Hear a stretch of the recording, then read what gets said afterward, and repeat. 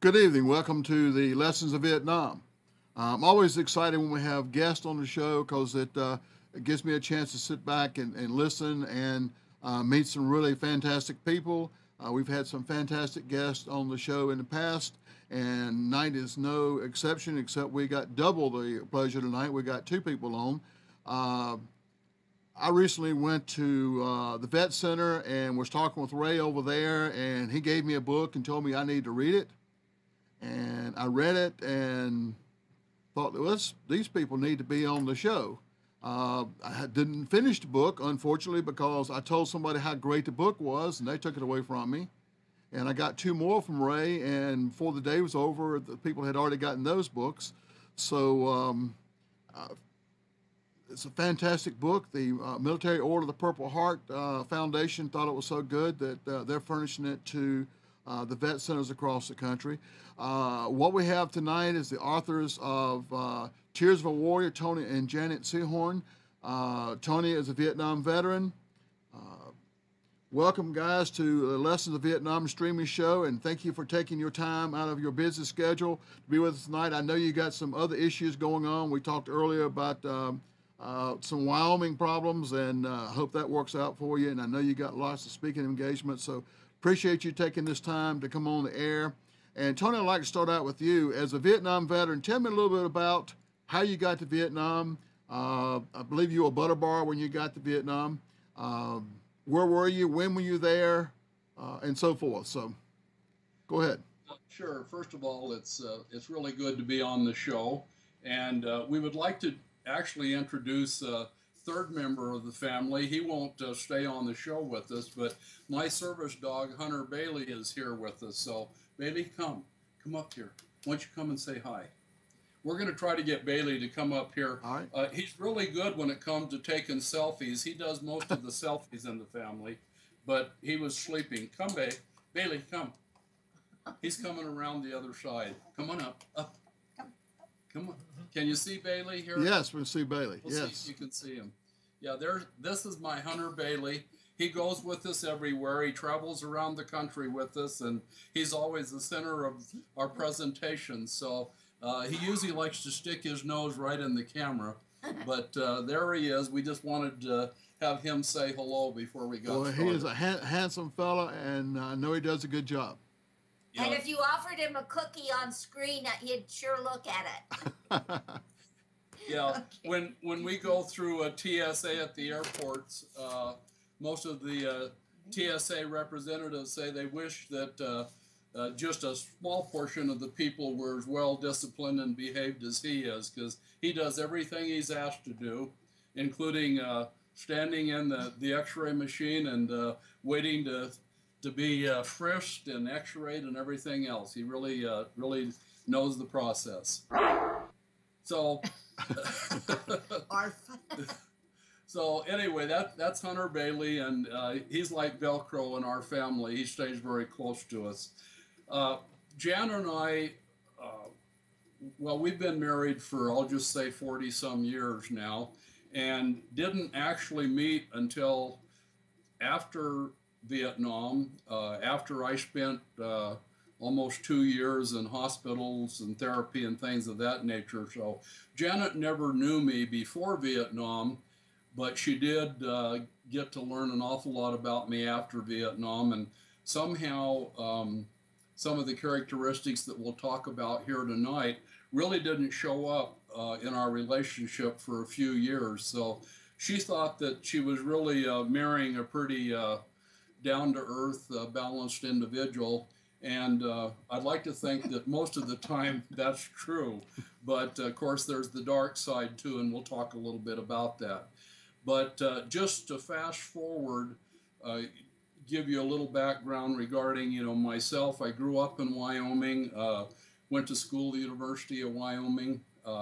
After a couple of years, wasn't quite sure what I wanted to do in college. Of course, the Vietnam War was in its I guess you would say it was in the peak of the war at that time, and I decided to sign up for the Air Force.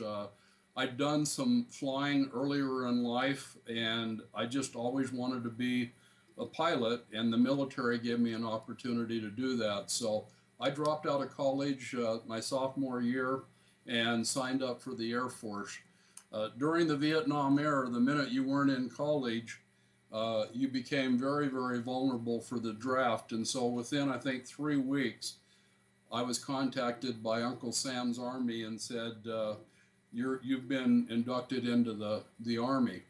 And I very frankly informed them that, you know, I was going into the Air Force and I'd already signed the paperwork and had an induction date 3 months down the road.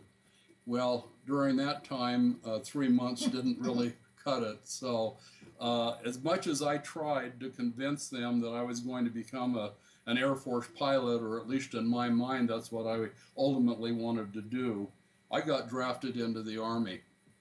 And so I went through quite a bit of training in the military, and after being in the combat engineers and a demolitions expert, this was all prior to Vietnam, I found out that I could also possibly fly in the Army, but you had to either be a warrant officer or a commissioned officer.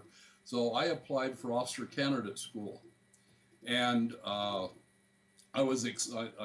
took a battery of tests and interviews, and I was accepted into officer candidate school. So that at least was a start in a different career path, if you will, within the Army itself. After I graduated from OCS as a new second lieutenant, I applied for several different programs. One was a career officer course, which I was accepted into, helicopter school, and also combat communications school. And I actually ended up participating in all 3 of those programs, which was pretty interesting in itself, because normally after you got your commission OCS, you had very short turnaround, and then you were on your way for deployment, in most cases to Vietnam. So I had almost another year after graduation to get my other certifications, and actually ended up with a dual MOS, rotary wing, if you will, certification, and also combat communications. So immediately after finishing those processes, I received orders for Vietnam. And I'll never forget when I got into Vietnam, early in the war, a lot of personnel went over on ships, and they went over as a unit or as a division. But in 1968, early 1968, when I went to Vietnam, we were all flying over on planes, and you in many cases had no idea what unit you were going to. So when we landed at Tan Son Nhut and went through the processing center, I told the processing person that I wanted to go to an aviation unit. And he looked at my dual MOS and said, well, let me see. I don't see any openings right now for aviation. However, we do have an immediate opening in the 1st Infantry Division. And I thought, well, you know, is that going to allow me to you know, pursue my interests and my ultimate career in aviation? And they said, well, no. Unfortunately, the 1st Lieutenant, who was the combat communications officer in the Black Lions of the 1st Infantry Division, a kind of a STRAC unit within the 1st Infantry, he was just killed in combat, and they can't continue to go out on combat missions without a communications officer. So we're going to assign you to replace him. And so that's how I ended up in the 1st Infantry Division. Didn't know that before I left for Vietnam. And that's also how I spent most of my time in Vietnam, was as a battalion communications officer on combat missions in the field. So that pretty much, I made it through almost 11 months. I was only in country a short time, and we were in base camp at Lai Khe, and a 122 millimeter rocket exploded overhead. And that was my first real introduction to the war. you just really don't know what to expect. You know, many of us went over there, especially young military officers, is thinking, you know, we're going to go over there and we're going to win the war.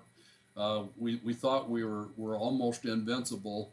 And then the reality sets in after a few things happen. And when that rocket went off that night, there were 3 of us that were sleeping in just a makeshift platform tent. One of the young lieutenants that was there with me was killed.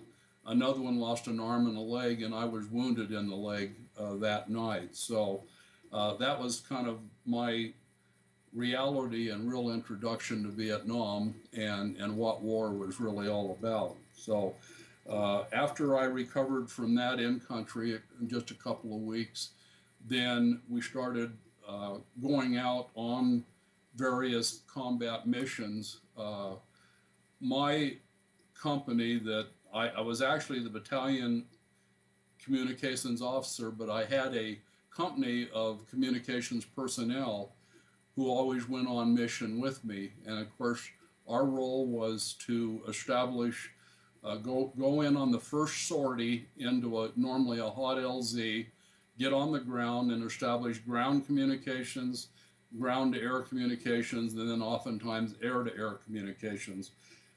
We had to not only have communications within our own battalion light, but it was also important we had communications with Air Force fighters, artillery if it was within range, and then our own gunships, both the UH-1 Bravo gunships and the Hueys. So sometimes I was in the air in a helicopter, and sometimes I was on the ground with the troops. It just depended on the situation and what we had going on. But almost all of those LZs that we flew into were hot LZs. The role of the Black Lions was to go in, make contact with the enemy, and then hopefully in some fashion withdraw and then call in fighters or call in artillery. But of course, when you're fighting in a triple canopy jungle, it's a little difficult to distinguish between the friendlies and the hostiles. So we had a lot of close encounters on almost every mission that we had in Vietnam. And every time I get ready to go on R&R, it seemed like the Black Lions were off on another operation. So of the 11 months that I was there, I never did have an R&R in country or out of country. And then finally, after 11 months, I was severely wounded.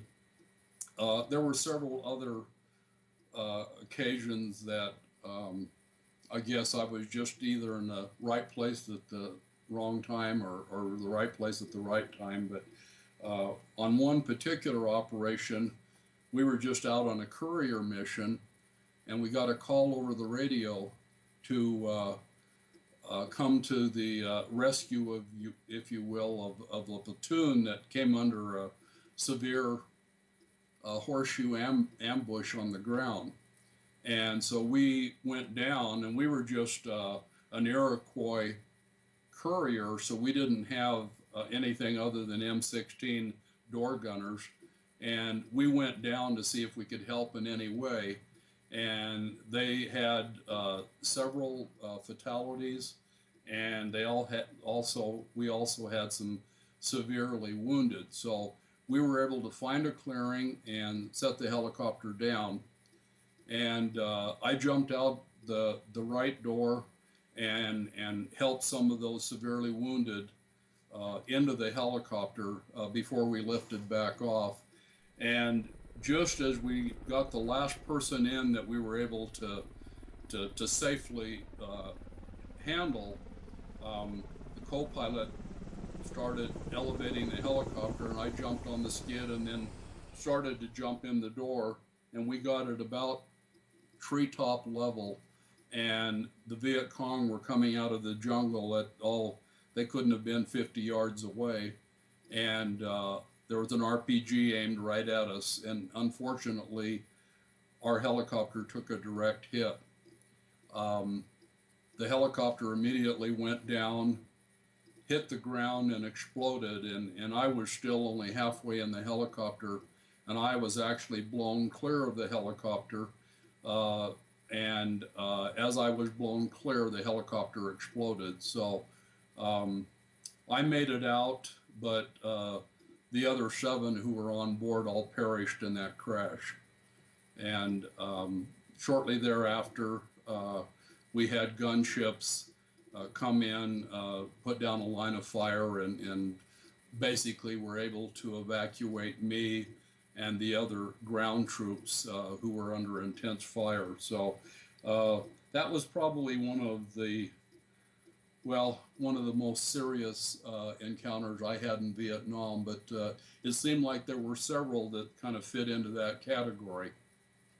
So after I was finally wounded on December 1st, 1968, I lost a lot of blood. We were in a hand-to-hand combat and a lot of ground fire.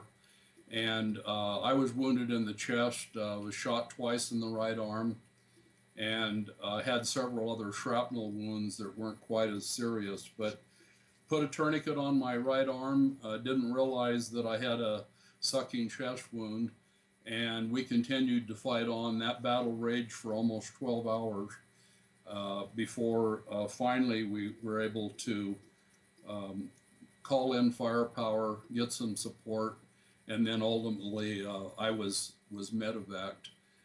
I'd lost so much blood that I lost consciousness once I was loaded on the helicopter, and the last thing I remembered was waking up in a hospital in Japan about a week later. So I was stabilized at a field hospital in Vietnam and then medevaced to Japan, where I spent another month or so until I'd stabilized enough to return to the States.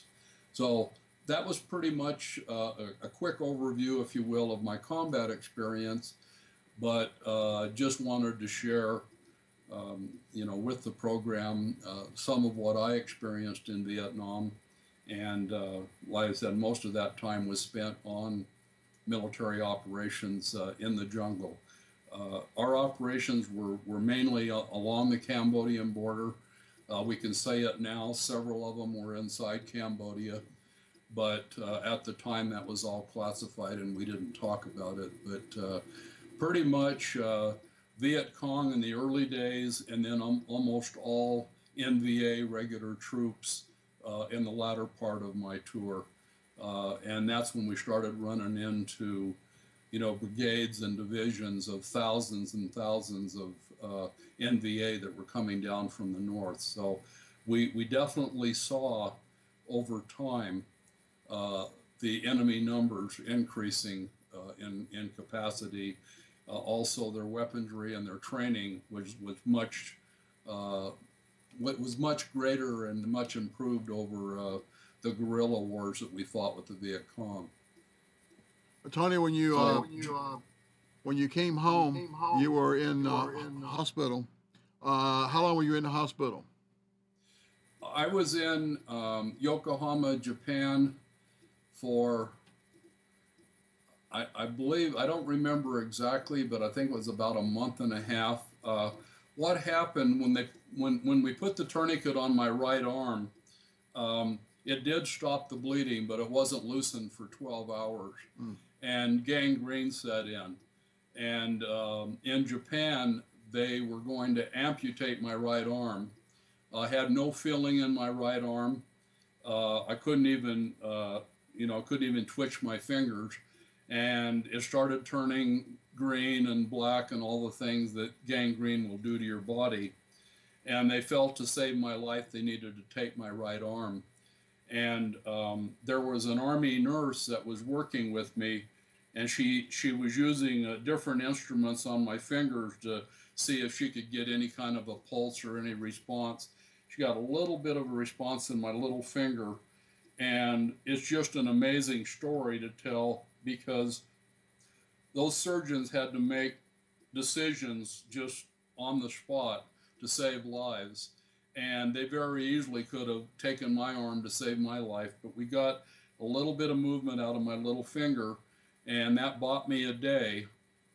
And then I kept working with her, and she was working with my hand. And then finally, she gave me the old nutty putty ball, and she said, "I want you to work on trying to squeeze this." And she would bend my fingers herself and have me try to squeeze that ball. So she was doing all the work for me. But pretty soon, my fingers started gradually responding. And my therapy in the hospital while I was there was actually trying to get some circulation back into my right hand and my right arm to avoid the amputation. And I'm pleased to say that it worked. It took about a month, but day to day they were monitoring me and all the things they monitor when you have gangrene. But I'm pleased to say that I was able to save my right arm. And that nurse, you know, I don't have her name and never really knew who she was, but she basically saved my arm for me. And of course, you know, if I looked at you know, many of those who served, and many of them were there in the hospital and they had lost limbs, you know, many of them were without arms, without legs. And, you know, in my situation, once they stabilized my chest wound, we were really focused on trying to save that arm, and it's just amazing that things worked in my favor. So I was there for about a month and a half. When I stabilized enough, then they sent me back to the States. I was still ambulatory at that time, and I remember, I don't remember much about the flight from Tokyo to San Francisco and then on to Denver, but what the military tried to do was to put you in a hospital as close to your home as possible. So for me, that was Fitzsimmons Army Hospital in Denver. And so that's where I was assigned for the next year and a half, probably 5 or 6 months as an inpatient, and then after that as an outpatient, just doing therapy and trying to get my body back into, you know, some semblance of normality. Had your enlistment time run out before while you were there, or were you still? Was your enlistment time as an officer? You probably had to extend to go to OCS. So Yes, I did. During the Vietnam War, when you were drafted, you only had a 2-year commitment. You know, a normal enlistment would have been 3 years, but once you went through OCS, Bill, then there was a 3-year commitment, as I recall, and that was a while back. But as I recall, once you graduated, they weren't going to give you a commission unless they knew you were going to be around for a while. But as I recall, once I got my commission as a second lieutenant, then I had to re-up for another 3 years. But for those of us who committed to OCS and then made it through the rigors of OCS, and then they had a high dropout rate, but for those of us that made it through, we were pretty dedicated to what we were doing, and I wasn't bothered at all about 3 years. In fact, at that point in time, I was starting to think about making the military a career. So, what did you do when you got through with all your therapy and so forth? You still had time in the military. Where did you go from there? Yeah, I did, and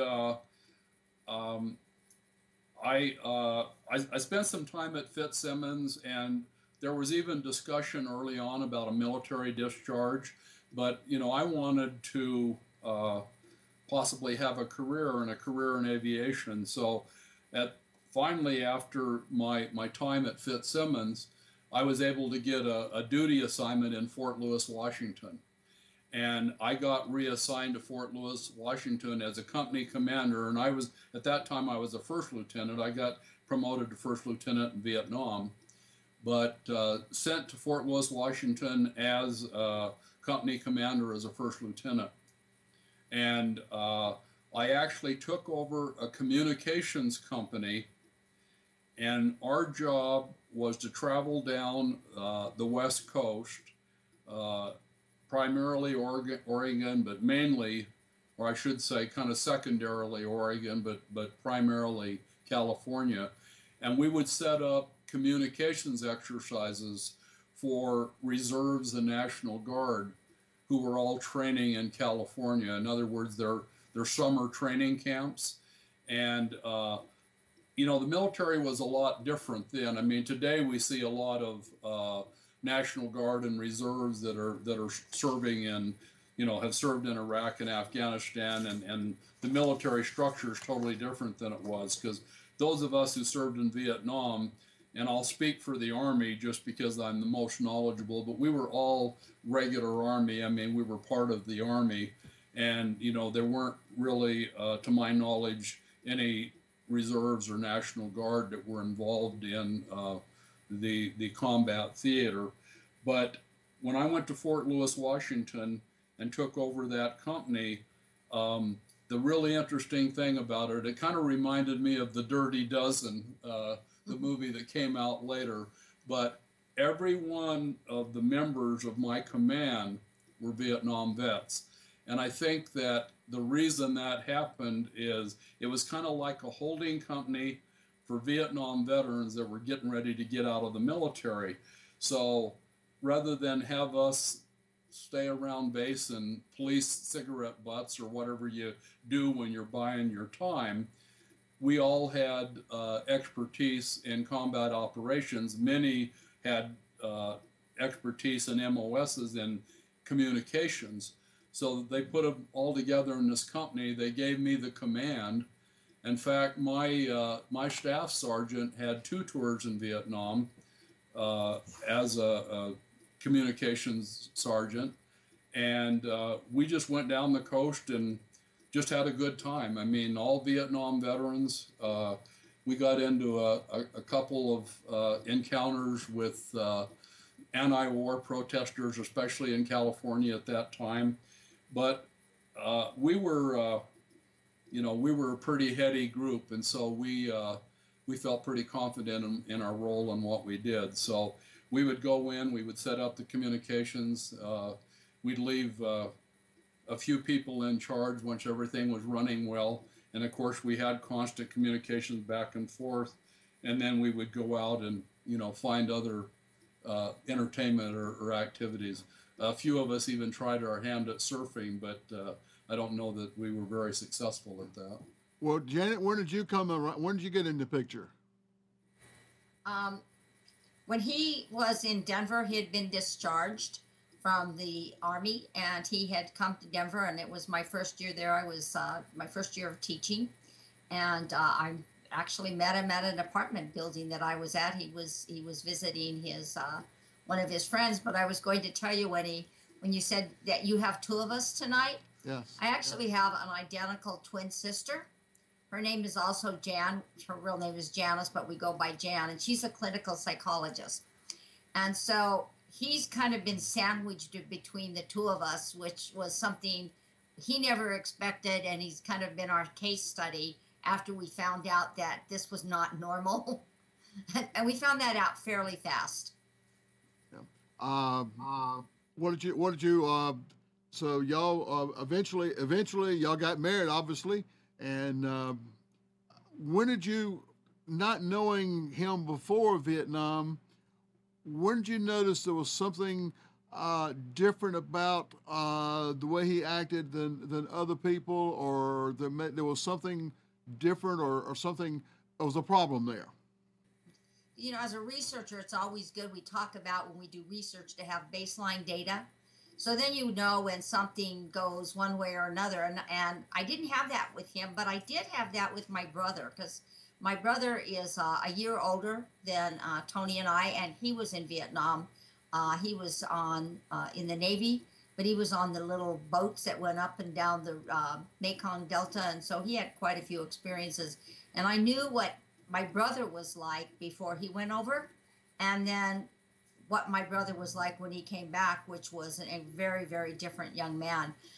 The first thing I noticed with Tony, though, was certain things, smells in the refrigerator would set him off, which seemed a little, I'd never had that experience, and I couldn't understand why that was so annoying to him. But I guess my first real big eye opener that I couldn't reconcile totally, and I knew something then was happening was because it was pretty obvious. We were in bed one night and he had fallen asleep, and it was probably about 1 or so in the morning, and all of a sudden he started having a flashback, a panic attack on. He was screaming at the top of his lungs that they're coming over the wire, and it was hand-to-hand combat, and he had to go reestablish the communication, and he smacked me really hard in the chest, at which point I think I was smart enough, and I don't know why, to just crawl out of bed and sit in a corner and wait till he woke up, which was several hours later, and he asked me why I was sitting in a corner, and I answered, because you were having this nightmare and you hit me in the chest. And he said, well, I didn't do that. And I said, oh, yes. So that was my first real experience of this was something that had happened. It was pretty traumatic, and there were behaviors associated with it that people who hadn't been through such experiences probably didn't have to deal with. Yeah. What we're talking about post-traumatic stress. When did Tony realize that he had a problem? I guess the first nightmare and flashback I had was when I was the latter part of my hospitalization at Fitzsimmons, but that only lasted for a few days. And, I just woke up in the middle of the night, had this nightmare. My heart was racing. I was sweating profusely, and I just knew something wasn't right. And then when I woke up, and I believe a nurse came in and checked on me, I couldn't pull myself out of this emotional distress of this dream. I mean, this flashback dream that I was having, and it carried over into the rest of the day and the next couple of days. But they gave me a couple of shots and some medication to sedate me, and the feeling and the emotion seemed to pass with that. So that was probably the first real experience. But what I'd like to do, and I'd like to elaborate just a little bit on that, Bill, but if I might digress for a minute, because there was one point here I left out that probably folks are wondering about. But after that summer camp that we were doing in California, when I returned to Fort Lewis, my commanding officer talked to me about continuing my career in the military. And I went and had one final physical at Fort Lewis. And at that point in time, they told me that I had permanent disability on my right arm and my right hand. And because of that permanent disability, also they knew that I'd had a problem with crushed vertebrae in my neck when I was thrown out of the helicopter, but at that time it wasn't bothering me that much. So just based on the inability to have complete functionality of my right hand and my right arm, they told me I would never be able to fly as a career in the military. So all of my dreams and hope as a career pilot, aviator, kind of went out the door with that final physical. So rather than stay in the military, and at that point in time, I was ready to make a career of it, but rather than stay in the military, I decided to get out of the military, go back to school, and then shortly thereafter, I ended up in Denver, actually ended up applying for a civilian flight school. So, that kind of brings us up to date with meeting Jan and everything we did there. But after we were married, a few years into our marriage, I guess this was probably 3 years after Vietnam, or maybe 4 years, I just started having more nightmares, more panic attacks. We'd go on vacation and I would get severe chest pains, and I still had quite a bit of shrapnel in my chest. So oftentimes the doctors, when I'd go to an emergency ward, would conclude that it was probably the shrapnel. Maybe it was just anxiety, or maybe it was, I had a career with AT&T early in my career there, and that maybe I was having stress at work. But most of the doctors then knew very little about this thing we now call post-traumatic stress. So never could pinpoint what was going on. So I had to try to tough it out. But what I ended up doing was just immersing myself in my career, in activities outside of myself, because if I focused too much on myself, or if I allowed myself idle time, then Vietnam was right back in my head. And I just did everything in the world to try to avoid it. And so it just seemed to get worse and worse. But the worse it got, the more I tried to immerse myself in other interests, other activities, my career. And where the ugliness of PTSD came out was often when I would come home and kind of try to relax and decompress. It seemed that that's when some of the ugliness of PTSD would come out. When I would have a short fuse, I'd be anxious. Jan and I would have arguments over the most trivial, mundane things, and it just didn't get better. We just kind of agree to disagree, and then we move on to other things. So that went on for, I don't know, 20 years, 25 years. I can kind of fast forward to the mid 90s and tell you what changed things for me, if you would like. Go ahead. So in 1995, I found out, I think through the VA, because I was in the VA system from when I got out of the military on because of my physical disabilities. But in the mid 1990s, they advertised through the VA that they were going to do a study on post-war trauma, I think they called it. University of Colorado in Denver was going to conduct the study, and they were going to interview veterans who felt that they were, suffering from stress.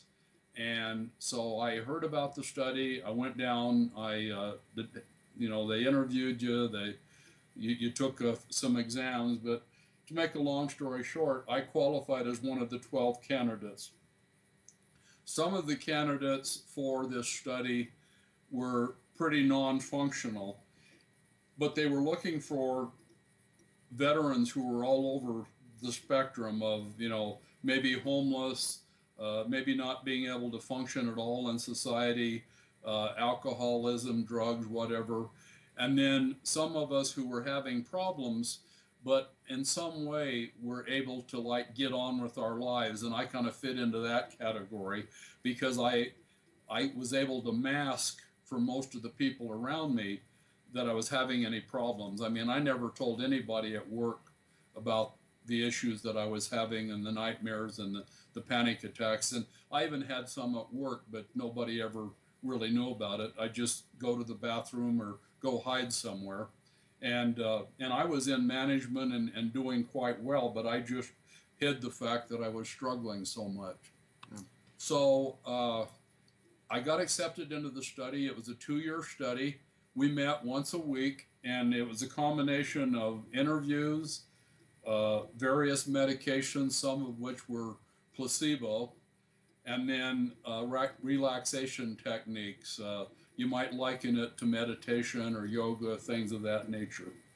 The beauty of the 2-year program, all the doctors and the nurses who were running the program were all Vietnam vets.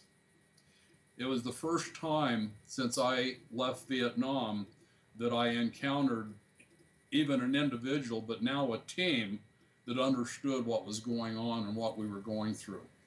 And so in 1995, that's when my life really started to turn around. I realized that I wasn't big enough or strong enough to keep trying to fight this thing or trying to run away from it or trying to avoid it. I needed to learn how to deal with the emotions, deal with anxiety, panic attacks, nightmares. And for the longest time, I kept thinking, tomorrow I'm going to wake up and it'll be long enough since it occurred, it'll go away. But in my case, it has never gone away. And once I learned that I'd probably have to live with this feeling, these emotions, all the attributes of PTSD, once I learned to live with it and manage it, as opposed to the false hope of being cured, my life got immensely better. And that's when Jan and I started talking. We went to counseling together. I got actively involved with therapy in the VA, along with, because I've continued to receive treatment for physical wounds. I still get treatment on my right arm and my right hand, my chest, they check periodically, and the three crushed vertebrae in my neck, I get treatment for now, because with age, that has gotten worse. But that's really when my life started turning around, and Jan and I started coming together and communicating and really understanding the phenomenon. And then, of course, in like 2007, 2006, we started talking about telling my story, and not really telling my story in book form, but more or less telling my story and our story to our children, and maybe to some close friends, because we just never talked about it. And so telling that story, doing a manuscript, that all ended up kind of evolving into a book, because the feedback we got as people heard our story was, this story is bigger than just the two of you, and you need to get the word out, and you need to communicate where you've been, what you've gone through, and where you are today. So, that road to healing, if you will. So that's how Tears of a Warrior came to be. Well, the Vietnam War is probably one of the most misunderstood wars in the world have ever happened. And I think post-traumatic stress itself is probably one of the most misunderstood, and so forth. Jan, give me a clinical explanation of post-traumatic stress. Is it something you can catch, or just how do you come about getting it? Basically, what symptoms? The medical definition, basically, and there you'll find different ones, but they can be fairly broad.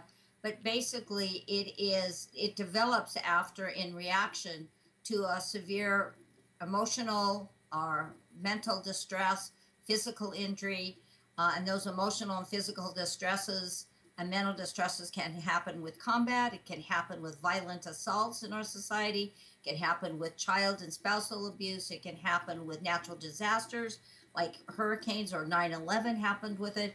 So it happens for a variety of reasons. And I know a lot right now with our young children and teenagers, there's a lot of this happening with cyberbullying. What happens with trauma, and I take it from being a brain, looking at it from a brain research standpoint, is that when you've undergone trauma, the brain changes. So I no longer, and even the medical personnel are starting to look at, it is not a disorder. Post-traumatic stress is not a disorder. It's a reordering of the brain's neural networks. And so what I tell my students at University of Colorado in Fort Collins, Colorado State, is that you get a brain for one main reason, and that's for survival. So the brain will do everything it can to keep you alive. The second most important thing was that experience sculpts the brain. And the only way we get our experiences is through our senses: sight, sound, touch, taste, smell. So when any of those things come into us, most of the time they let us know that we're just fine. We can go on with our day. There's nothing serious. And it follows a very general pattern. But when those senses pick up something that is out of normal of the pattern, now the brain starts putting us into that fight or flight or freeze condition if it's severe enough. And if you stay in that situation long enough, or you have too many experiences with that kind of trauma, what happens is all of your neural networks are getting reorganized, but also your body is being flooded with neurotransmitters and adrenaline, glucose, all these things that get us ready to fight or flight. It's kind of like driving down the road and your foot gets stuck on the gas pedal and you can't stop. And that's kind of what PTSD is doing with the brain and the body. It's putting the mind and the body into this perpetual state or chronic state of danger, even if danger is not around them. Very, very difficult to get out of, very difficult to sometimes address. And people will say, I don't understand why they don't just get over it. And that would be great. They would love to get over it, except the brain has been restructured for that danger. And so now you have to do things to try to restructure it back to where you can do different coping skills. Well, Jan, obviously you're a very strong lady to stay with Tony and through all that situation. Seems to me like you would also be a candidate for post-traumatic stress, just for living through the episodes that when it was unknown really what was going on. Oh, and I definitely have it. I argue with his therapist at the VA, Dr. Haig, who I just adore. But he said there's no such thing as secondary post-traumatic stress, and I said absolutely there is. It's like secondhand smoke. I've lived with someone that has severe post-traumatic stress, so just like Bailey, I can sense when something's coming on many times before he does. The problem with that is there are times then as he starts going into it, I start going into that fight or flight mode and start being triggered the same way, and that is not a good thing. And so until we really knew more about it, once we got the information, and we got it from, looking at it from a brain standpoint of you can't be courageous enough. You can't try hard enough to get rid of this. You have to just keep working at getting better at coping skills, management, and not triggering each other. I have little signs all over the house that from years ago that it came from a quote from St. Thomas Aquinas that said, I will not let my tongue speak when my heart is in distress.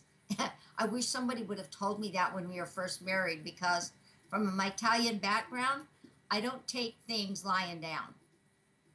Well, that's one of the strong attributes. It had to be, you know what the problem was, and it's no real cure for it. But it had to be a strain to get together and write this book together. It's a fantastic written book, but it had to be a strain for both of you to even discuss what had happened in the past to put it into the book and put it in perspective. That's true. Jan did most of the work. I would work on a little bit, and then I just had to leave it. I just couldn't go there. And to answer your question from earlier is, do you catch PTSD? Really, I didn't catch it. The demons running around in my head are the ones that caught it. And I've been trying to get rid of the demons for a long time. So they're the ones that have the PTSD. I just can't get them out of my head. But anyway, writing this book was difficult, but I think it was important for us. I mean, people have asked us in presentations and many different environments, was it cathartic? Did it really help? Whatever. I don't know. When we first started talking about our experience, which essentially is the book, and it's many, many veterans and family experience. But when we first started talking about it, it was pretty emotional. And I know we kept saying, and I kept saying, it's tough enough to have post-traumatic stress. Then you write a book about it, and then you get up in front of people and talk about it, right? I mean, how difficult can life really be? But I think what we found is, just based on the feedback we've gotten, and I said earlier, we've gotten tremendous positive feedback, that this book has truly made a difference. This happens to be our story, but it happens to be a lot of veteran stories. It happens to be a lot of family story. Many of them have said, we wrote what happened to them. And to know that we have kind of set a pathway for healing for so many means a lot to us. So I think with that positive reinforcement, it has gotten a lot easier for us to talk to people about it. I mean, we're here talking about it, and I'm sure 4 or 5 years ago we wouldn't be here talking about it. I would have gotten up a long time ago and walked away because I couldn't handle talking about it. But it has been good for us, and I must say it has helped our relationship so much because I probably wouldn't have made it through this life without Jan, and she's hung in there with me during the tough times, and now we really know and appreciate what for better for worse really means. But we've learned a lot of things together. She knows what's going on. I know what's hurtful, and most of what's been hurtful in our relationship, other than the one episode where I was having the nightmare and I guess hurt her, but it's been verbal, and things have come out of our mouths that you can't repair. And once you say something, you just can't take it back. You can apologize all you want.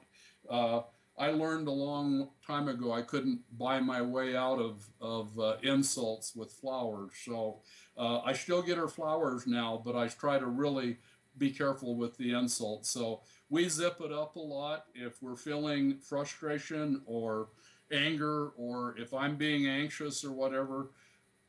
I'm not saying I avoid the feelings, but what I do is I don't let my mouth express what I'm feeling, because a lot of times when you're in that real anxious panic mode, what comes out of your mouth is not not very favorable.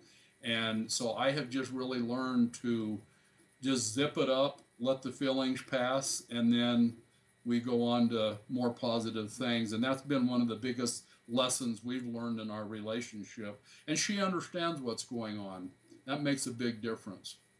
Well, the book is a valuable book to not only people with post-traumatic stress, but just for couples in general. It's not just post-traumatic stress. It's good lessons for couples to take in and take out from the book.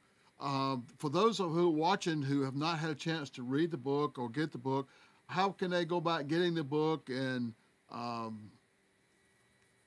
it's out there, and I think it's extremely important that more and more people get access to the book, because it is very touching. It opens up a lot of doors, and a lot of understanding comes out of the book. And it's probably one of the most important things that has come out as far as for families and so forth. How do they go about getting the book? Well, basically, there's two ways to get the book. One is through us directly through our website, and our website very simply is tearsofawarrior.com. You can just Google Tears of a Warrior and it'll come up. But we do have an agreement with the Military Order of Purple Heart, specifically the Purple Heart Foundation. We wrote this book to make a difference, and it's our way of giving back. So we have donated literally thousands and thousands of books. Most of the VA hospitals, vet centers, and many of the veteran organizations around the country are either using our book or have access to our book. So to get it through us, if you just want to order individual copies or a few copies, it's probably easier and faster and maybe even cheaper, because we offer discounts on the book. But you can get it through us. If you go to our website, you can call us, you can email us. It's all in our website. So that's one way to do it. Or you can buy the book on the website. It's available in book form. It's also available as an ebook on our website. As far as volume purchases for veteran groups or military groups, then we recommend, just because it's a lot cheaper and we get a lot more copies out there, that you go to the Purple Heart Foundation, and that's just simply purpleheartfoundation.org. And on their home page, our book used to be right on the cover of their home page, but now it's in a secondary page. You have to go across the top to products, and you click on products, and then it will come up as PTS book. They've dropped the D. It's just PTS book. You click on that, and then it opens up the page of our book. And so you can go in and order the book. It's free. Those books have all been donated by us. The Purple Heart Foundation pays for the printing, but the person who orders has to pay for the shipping. So we recommend that you order the book by the case. 36 books to a case. You can order up to 4 cases, so you can do the math. 36, 72, 108, 144. Order it by the case. You'll get it faster, you'll get it cheaper, and that's how most of them are ordered. But purpleheartfoundation.org, products, and then click on PTS book. And you have to have a credit card to pay for the shipping. But if you order by the case, the books are less than $1 a piece for shipping. All right. Jan, while we've still got a little bit of time left, what can you tell the spouse of a person who has PTS? They suffered also, but what can you tell the spouse, not necessarily the wife, but it could be also today with the husband, with a lot of ladies going over to the big sand pile. What can you tell a spouse of a veteran who is going through post-traumatic stress? I think one of the things that we learned is there's an old Maya Angelou quote that when we know better, we do better. And the key to that is that you cannot keep pretending that things are fine when they're not. They will not get better. They will continue to deteriorate. So and people will say, well, I'm just hoping that something will happen that makes it better. And it's not in the hoping that it's going to get better. It's in the doing. It's doing things that you're going to create better new coping skills. You're going to have times where you're going to be saying, I've had enough, we're going to have to take a time out, just like you do with kids. You're going to have to talk about, frankly, what's hurting each other and what's going on. I know with military, and Tony being an officer, it made him feel safer if he was in control. Because if he was in control of all of us, our sons and myself, and he can control everything, he thought he was safer and we were safer. That is something that you're taught in the military. The reality is you can't control everything. And so you have to be able to discuss things that are going to make that difference. You have to be able to be open to new ways of doing things. We know that being out in nature, exercising is very helpful. But since we know we get distress through our bodies, through the senses, we think that besides just talk therapy, I think there's got to be some things like massage and Tai Chi and anything that goes with the body first. We think having dogs or any kind of pets, horse therapy, but you have to be able to go out there and find some things for yourself, and you have to be able to start working on and admitting that there's a problem, and then going forth to try to do as much as you can to solve that problem and practice it. And you're not going to be perfect every day. There are going to be days that you think you've just fallen back and you just want to give up. There are days I say, I can't go on, and you get up and you say, but I will go on. It's really a team effort, and we've gotten so much better. I wish we would have known about it 30, 40 years ago when we were first married, because a lot of relationships don't make it because of this trauma. That's good advice. Tony, we just got a little bit of time left. How about, what would you tell a veteran? Is there hope? There's no cure, but obviously you have managed it, and or it's managed you from time to time. But what would you like to tell a veteran? Well, there's absolutely hope, and I guess there may be a cure for some. I mean, if the trauma wasn't recurring like I had in my experience, maybe it was not quite as severe. I've had some veterans with PTSD that feel like they've kind of gotten over it, gotten through it. But what I would say is it's really, really important to accept the fact you have it and take the position that you will have it forever and learn how to manage it rather than having this false hope I did, which is really, you start resisting it when you think you're going to be cured. And so when you start learning to manage it, you learn breathing techniques. You learn to let the feelings kind of flow through your body and out of your body. You know, a lot of things that I didn't do early on because I resisted it and I thought I was tougher than this thing that was getting me down and seemingly, you know, taking over my functionality. And I just thought I was tougher and stronger. And some of that just comes from, you know, our society. Some of it comes from, you know, thinking that we're macho, whatever the case may be. But once I learned that I could manage this and have a much better quality life, it's amazing how much better it got after that. And I quit fighting the feelings, and I just really kind of gave into them. Like I said, you start breathing deeply, you start immersing yourself in environments that really make you happy. The outdoors makes me happy. It makes us all happy. It makes Bailey happy. We do a lot of hiking, a lot of fly fishing, a lot of river floating.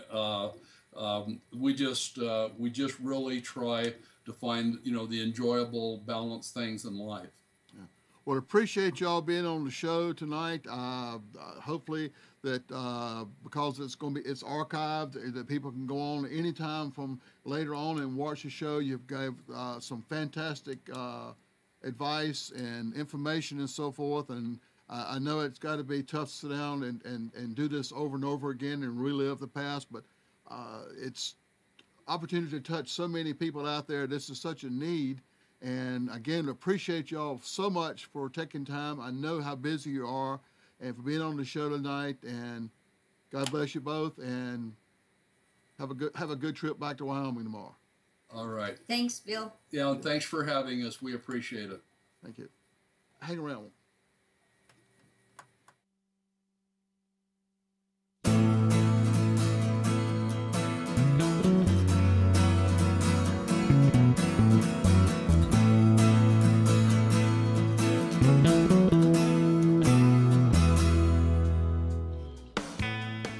You are tuned to the Nissan Communications Network.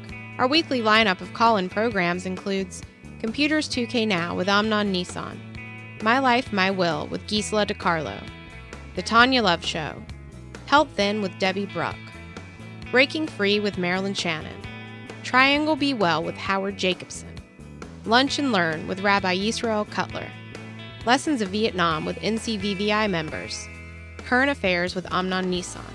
And if you tuned in too late, you can always watch each program in its entirety or download an MP3 audio file of it in the archives section on nissancommunications.com. Don't forget to subscribe to our YouTube channel, follow us on Twitter, and like us on Facebook. Sponsored by Atomos.com, makers of quality video recorders and converters, CarolinaApparel.com, and DeltaForce.net.